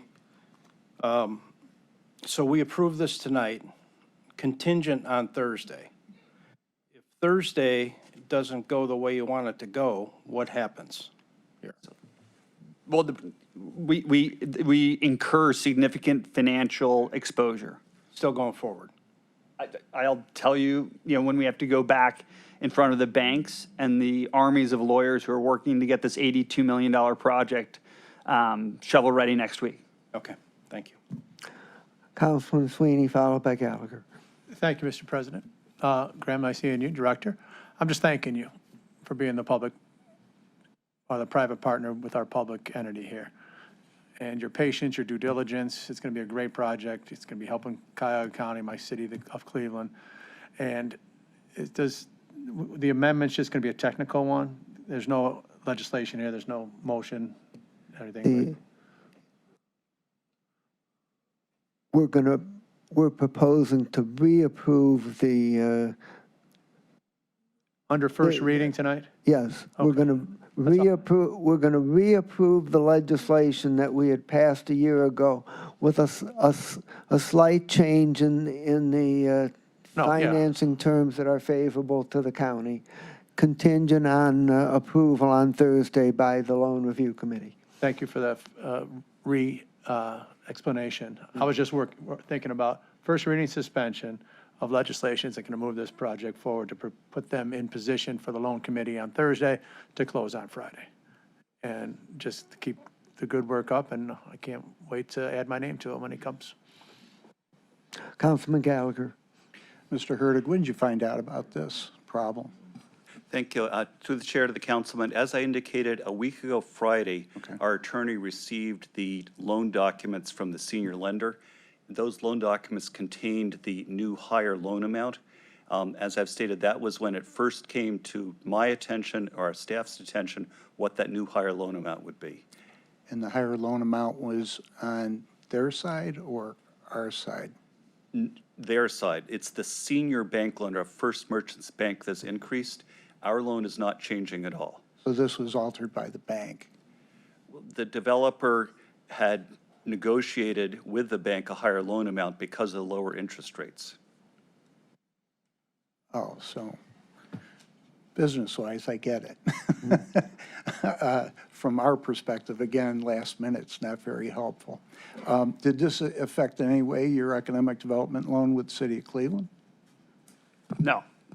So it's the ordinance 020-002 that's triggered the need to reauthorize if any of the terms change whatsoever, whether favorable or not favorable. And so I think that we're through the chair to the council member, making sure that we're abundantly communicating the fact that even though it's more advantageous for the county's position, we're not asking for another cent, and the county's loan doesn't change. It's the senior debt of the lender. I was just asking on Cleveland. But no, Cleveland. nothing on the city side.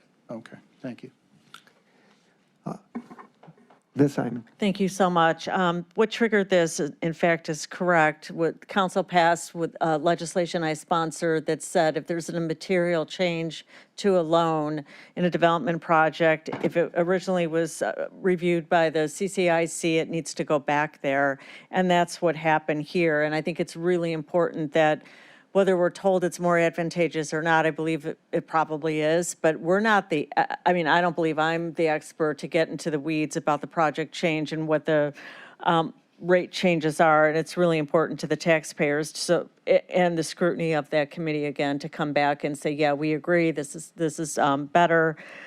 So that's why this triggered this. I first learned about this on the 6th, and I think the development department learned about it on the 1st. Does that make sense? That's a Friday?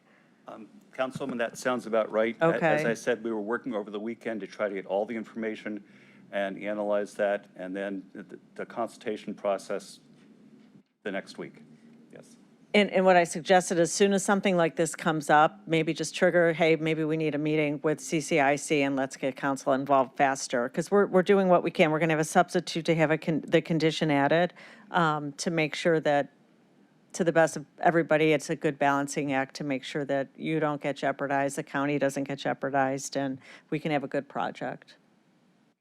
So, thank you. On that one point, Yes. Mr. Chairman, with the CCIC, by their governing documents, can they have an emergency meeting?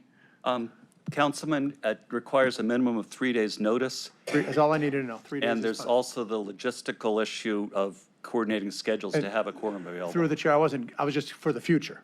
Yes. I'm all good what's happening now, but now I know it's 3 days, and they have to, put it out there. And we'll know in the future that that's a reality, and we couldn't have used it this time because that's the reality. So, thank you.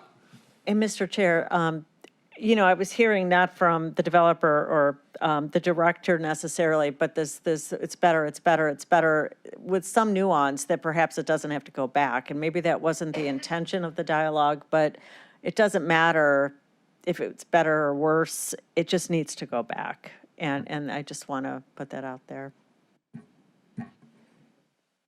Okay. Okay. Thank you very much. That'll be on the agenda tonight. Thank you. Okay. Matter referred to committee, Resolution 2026-0080. Resolution 2026-0080, amending the 2026-2027 biennial operating budget for 2026 by providing for additional fiscal appropriations, appropriation transfers, and cash transfers, and amending Resolution Number 2025-0350, dated December 9th, 2025. So we only have time this afternoon to get this introduced and on people's radar screens, but I would invite Councilwoman Simon and/or Councilperson Gallagher, the sponsors, to make a brief initial statement and describe the legislation and what it's for. Councilman Gallagher. Thank you, Mr. President. This is a revisit of the original request, I believe, from Ms. Simon and myself, through the committee that we put together, the council put together for the juvenile court, to see what issues could we help resolve over there for the families and the children that are touching the legal system, preferably for the first time, which was always my position. The council at the time, it was a 2-year request for, I believe, $2 million or in that neighborhood. The request now, and the reason we come back now, is we were told to wait after the council rejected the initial request. Things were said at that hearing that were patently untrue, which is why I'm bringing it back as quickly as I am. It was stated, and the statement was untrue, that one of the reasons not to do this was that the opioid money, where this would be coming from, even though the court uses opioid money and can transfer those to basically cancel out one another, so it's really not budget sensitive. That we couldn't do it because the opioid money is not for one-time projects. Well, as we have found out soon thereafter, over 90% of the opioid money was for one-time projects. And that was one of the main bases for not doing this. What I will do, and I'll turn it over to Ms. Simon in a second here, is this is for a one-time request for $900,000, which takes the juvenile court through this year. They can come back and tell us if it works or if it didn't. The committee, again, independently found that this was one of the most important things to do. If we, and I hate to say it like this, but they said it. If you care about these kids, you care about these inner city kids that are getting in trouble and going to juvenile court and becoming so familiar with the juvenile court that it's even not punishment anymore. We've got to get that attitude straightened out. And the only way to get to these kids and their families and to help them would be to hiring the requested 12. And that's all I'm asking. I'm not going to put it any further than that.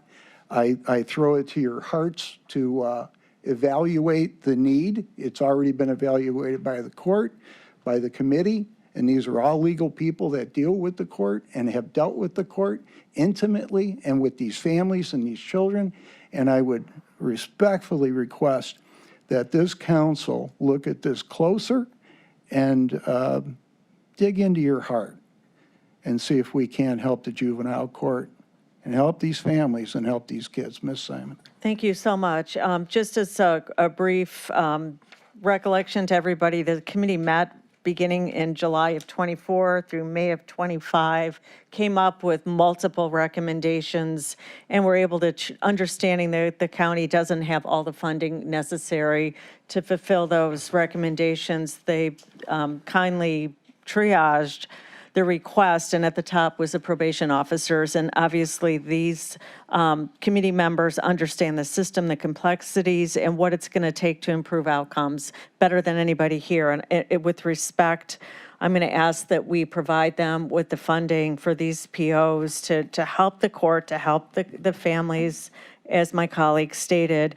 And what's really important is that we have the opioid money. We had a whole committee meeting on what the funding status is, where it's been spent, how it's been spent. This would not be inconsistent at all. And I think it's absolutely appropriate application of those funds to these POs. And if we care about what's happening with crime, if we care about families, I think this is kind of a no-brainer. And with respect to that committee, I have to keep encouraging my colleagues to allow this money that is for this purpose. Thank you. Okay, well, that's gonna stand as an initial introduction. Very briefly, Councilman Sweeney. Okay, I'd like to weigh in. It's very important, and we have a hard time, 5 o'clock, but we should do our business. I had the privilege of talking to Councilwoman Simon and Gallagher. We had a little miscommunication because I wanted to be added to this, and it's something very important. And you and I, Mr. President, we always, in this council, we talked about the opioid funds. What are we going to use for it? We're going to have a balance. We're going to have some input, and it's been crickets. Now it's time to consider this piece of legislation, and I think the Safety Committee, right? Is that where it's going to go? Or the Committee of the Whole? Committee of the Whole. Thank you. I'm happy it's going to the Committee of the Whole. And now we're going to talk about it. And you and I have chatted about all the wonderful other institutions that we have to take care of the youth that are in most need. Either they're in trouble, they have some foster care stuff, and all these nonprofits that are around. But it all starts with the juvenile court. They can get them right there when they come in. And if they are successful with these overworked, overwhelmed probation officers, we'll be able to keep them out of those institutions. So I'm fully supportive. Please add my name, and I look forward to having the discussion in the Committee of the Whole. Okay, thank you very Mr. much. President, please add Kelly to that, too. Okay. Thank you. Mr. President, and I know time is of the essence. have to do But the judge is here executive if he session. has anything to say. The judge is here.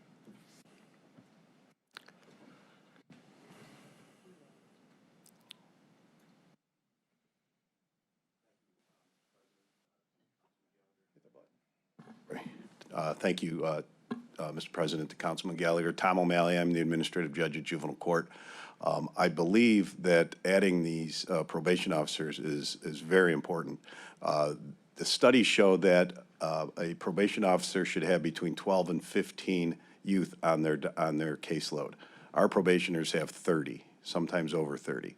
And I was an adult probation officer for 5 years.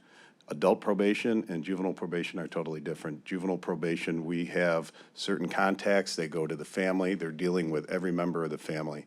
And they just can't do it when they have 30 kids on their caseload. And you are right, Councilman Sweeney.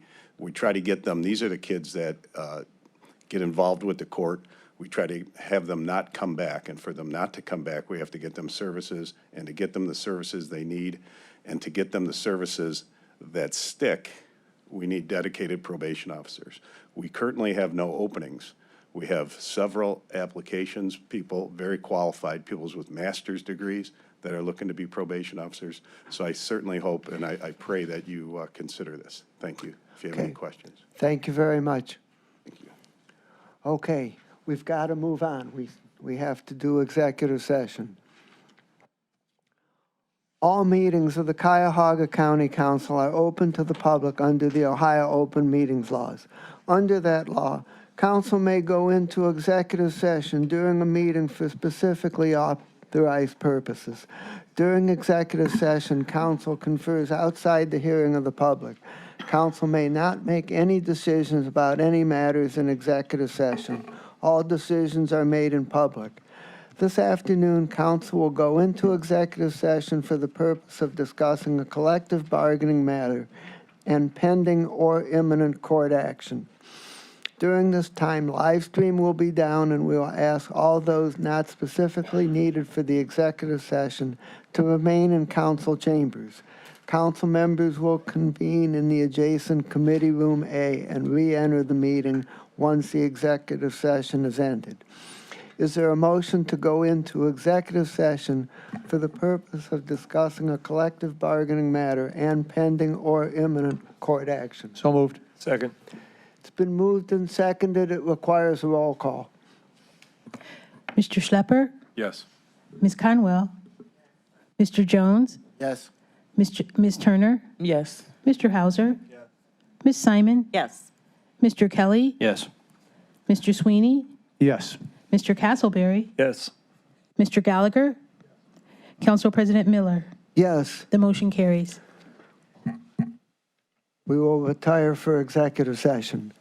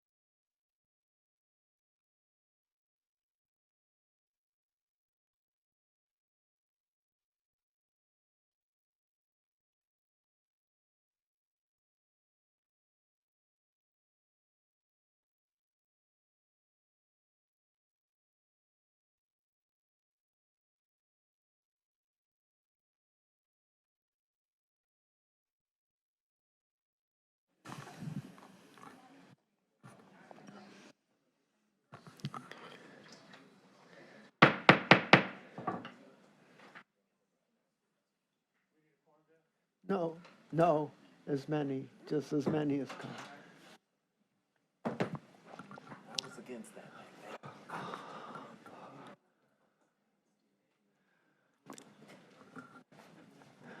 The executive session is ended. We're back in committee of the whole. Is there any miscellaneous business? No. Hearing none, the executive session is adjourned, and the regular council meeting will start at 6:20 p.m. promptly. And I apologize to everybody for the delay. We had a lot of stuff